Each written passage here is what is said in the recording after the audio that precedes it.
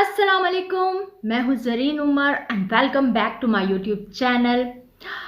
कल एक video viral हुई जावेद अख्तर साहब की, जो इंडिया से पाकिस्तान आए जो फेस्टिवल हो रहा था लाहौर में, उसमें शिरकत के लिए।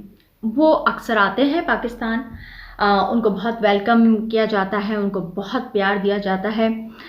अच्छा, मैं जावेद अख्तर साहब ने जो बातें की वो आप सबको पता है, वो नहीं दोहराऊंगी।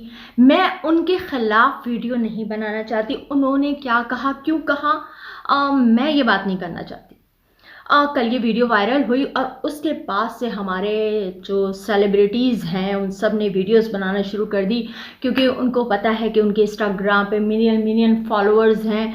तो वो चाहते थे कि वो अपना एहतजाज रिकॉर्ड करवाएं कि भाई उन्हें बहुत बुरा लगा कि जावेद अख्तर साहब ने ये क्या बोल दिया और क्यों बोल दिया। ठीक है जी, बोल दिया।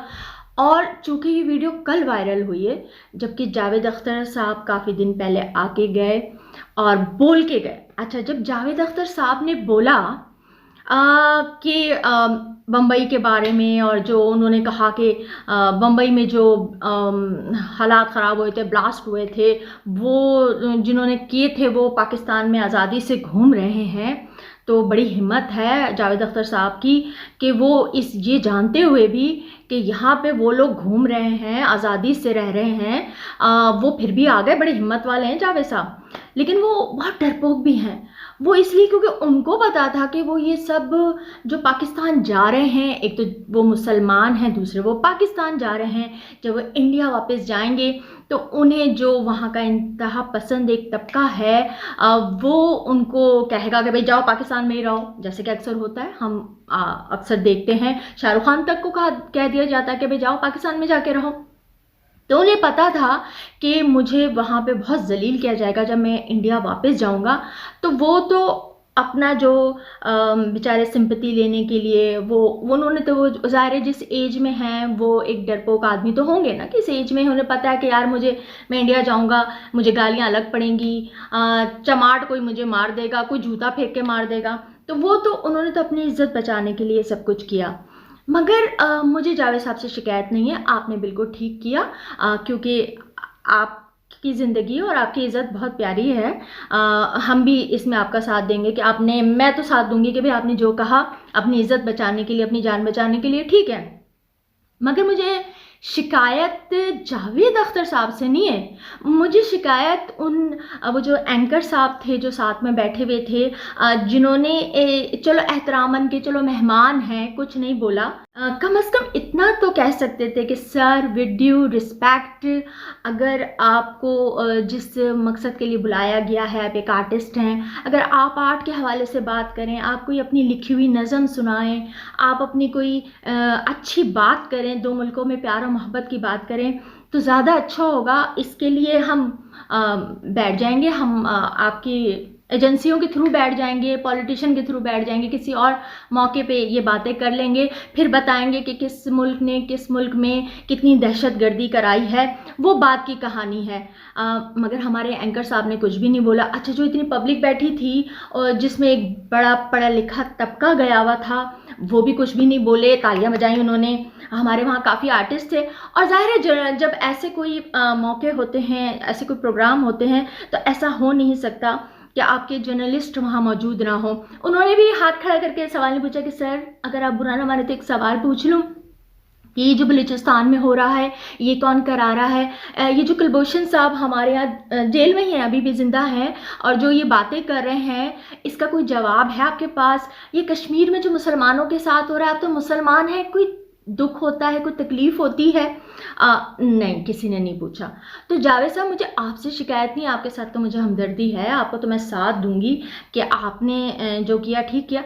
मगर ये जो अब हमारे आर्टिस्ट और हमारे सेलिब्रिटीज़ जो वीडियोस बना रहे हैं, वो उस टाइम तो सुन के बड़े खुश हुए और उनके प्रोग्राम में गए, टिकट्स लेके गए, अपने सारी चीज़ें छोड़ के उन्होंने सेल्फियाँ, और वो शायद आप तमाम लोगों ने वो भी वीडियोस देखे होंगे जो सेलिब्रिटीज़ ने अपने स्टोरीज़ पे शेयर की हुई थी और इंस्टाग्राम की पोस्ट पे लगाया हुआ था।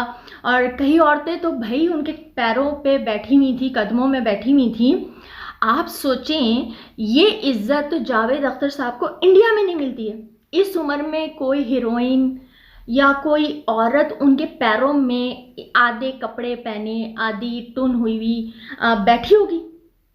कुछ औरतें तो हमारी उनकी गोद में बैठ के रो भी रही थी, और फिर उनके साथ सेल्फियां भी बनवा रही थी, और उनके साथ गाने भी गा रही थी। और हमारे जो सिंगर थे वो उन्हीं के लिखे हुए गाने, वहाँ के गाए हुए सिंगरों के गाने उनको गा के बता रहे थे, देखिए हम कितना अच्छा गाते हैं। और बड़े उनकी तरफ इशारे कर करके, उनकी बीवियां भी उनके साथ बैठी हुई हैं। तो मैं ये कहूँगी, तो 2 दिन ये तमाशा लाहौर में चलता रहा। तब किसी ने भी एहतजाज नहीं किया। जैसे ही वीडियो वायरल हो गई तो सब बोलने लगे कि नहीं भाई, पाकिस्तान पहले। तो पाकिस्तान पहले बोलने वालों, 14 अगस्त पे पाकिस्तान जिंदाबाद कहने वालों, बहुत बड़ा दिल चाहिए है किसी के मुल्क में जाके या किसी के सामने बैठ के उसको ये एहसास दिलाना कि आप जो बोल रहे हो वो गलत है। आज भी उमर शरीफ फिर बहुत याद आए कि काश उस टाइम उस जगह उमर शरीफ होते, तो वो मजाक ही मजाक में उन्हें भी बहुत कुछ सुना देते। क्योंकि मुझे याद है जब लाफ्टर चैलेंज वाले शो में उमर को बुलाया गया था, तो वहाँ इंडिया जाने में उमर के साथ एक प्रॉब्लम जो सबसे बड़ी होती थी वो ये होती थी कि जैसे ही उमर इंडिया पहुँचते थे तो वहाँ पे दाऊद इब्राहिम और उमर की एक वीडियो जो है पूरी मीडिया पे चलाई जाती थी, जो दाऊद इब्राहिम की बहन की शादी की शिरकत की वीडियो है। दाऊद इब्राहिम की बहन की शादी है और उसमें उमर और दाऊद इब्राहिम साथ साथ हैं। तो वो वीडियो मीडिया पे चलना शुरू हो जाती है और उमर की तारीफ़ों के साथ साथ वो ये कहते हैं ये दाऊद इब्राहिम के दोस्त भी हैं और ये यहाँ इंडिया आए हुए हैं।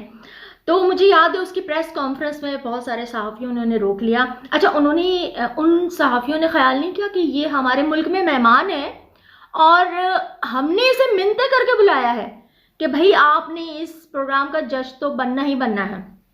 लेकिन रिस्पेक्ट तो उन्होंने की, बट उन्होंने ये सवाल ज़रूर किया कि जी दाऊद इब्राहिम से आपके ताल्लुकात थे और ये वो।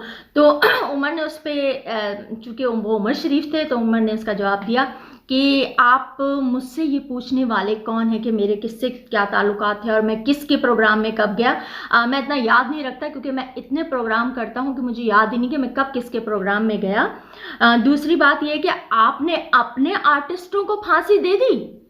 आपके भी तो आर्टिस्ट जो थे वो दाऊद इब्राहिम के दोस्त थे, चाहे उसमें अमिताभ बच्चन हो, चाहे मथन चक्रवर्ती हो, श्रीदेवी हो, संजय दत्त हो, और कई ऐसे आर्टिस्ट जो दाऊद इब्राहिम के बहुत अच्छे दोस्त थे। तो मैंने कहा आपने अपने आर्टिस्टों को फांसी दे दी, मैं तो इंडियन भी नहीं हूं, तो आप मुझसे ये सवाल पूछने वाले कौन हैं। मगर ये जो उमर ने कहा, ये जो बात हुई, ये हमारे मीडिया ने वायरल नहीं की, वहाँ पे भी नहीं, उन्होंने भी ज़्यादा वायरल नहीं की क्योंकि उनको पता था कि इसमें तो हमारी इंसल्ट हो गई है। लेकिन कहने का मकसद ये है कि मुझे आज उमर की बहुत कमी महसूस हुई कि उमर होते, जो जावेद अख्तर साहब ने बातें की थी, तो ज़रूर उमर उसका जवाब देते। क्योंकि ये बातें ना पॉलिटिशियन करें, अच्छा लगता है कि जी इंडिया में जो कुछ होता है, जब भी कुछ होता है तो कहा जाता है कि पाकिस्तान ने किया, पाकिस्तान में कुछ होता है तो कहा जाता है इंडिया ने किया। अपनी अपनी गलतियों को कोई मानता नहीं है कि हमारी कहाँ गलती हुई थी। इतने जो बड़े मुल्क हैं इनकी उतनी ही बड़ी बड़ी आर्मी है, और जो अगर कोई गलती होती है, कहीं पे भी कोई दहशतगर्दी होती है, उसमें हम उन दूसरों से ज़्यादा खुद कसूरवार होते हैं। तो अपनी गलतियों को कोई नहीं मानता और दूसरों पे इल्ज़ाम लगाना बहुत आसान है। मगर ये बातें मीडिया तक, न्यूज़ तक रहें तो ज़्यादा अच्छा है। आर्टिस्टों को या सेलिब्रिटी को ये बातें ज़ेब नहीं देती हैं। और मैं जावेद अख्तर साहब से सिर्फ इतना से कहना चाहूँगी कि अगर आपको ये पता था कि जब बम्बई में जो ब्लास्ट हुए हैं उसमें पाकिस्तान के कुछ लोग मुलव्विस हैं और वो पाकिस्तान में घूम रहे हैं, तो आपको आना नहीं चाहिए था। आप कहते, जब आपको इनवाइट किया गया था तो आप कहते कि मैं नहीं आऊँगा क्योंकि आप मेरे मुल्क में, जो मेरे शहर में दहशतगर्दी हुई है वो आपके लोगों ने की है और वो अभी आपके मुल्क में है, मैं नहीं आऊँगा। मगर आप आए, मज़े से आए, बहुत सारे पैसे लिए, बहुत सारे तोहफे लिए और बहुत सारी औरतों के साथ आपने बैठ के डिनर किए, क्योंकि आपको पता है इंडिया में सब कुछ आपके साथ नहीं है, क्योंकि हम भी आपको फॉलो करते हैं, हम सब इंडिया के सेलिब्रिटीज़ को उन सबको बहुत फॉलो करते हैं। हमने कभी नहीं देखा वहाँ की औरतों को आपके कदमों में बैठते हुए, वहाँ आपको इतने कीमती कीमती तोहफे मिलते हुए। तो खैर जावेद साहब, चलिए आप इंडिया गए हैं, अब आपको वो जो एक तबका है जो क्या कहते हैं, इंतहा पसंद तबका, वो आपको तंग नहीं करेगा। बाकी मैं अपने लोगों से शिकायत करूँगी, प्लीज़ उस वक्त बोलने की हिम्मत रखें। अल्लाह हाफिज़।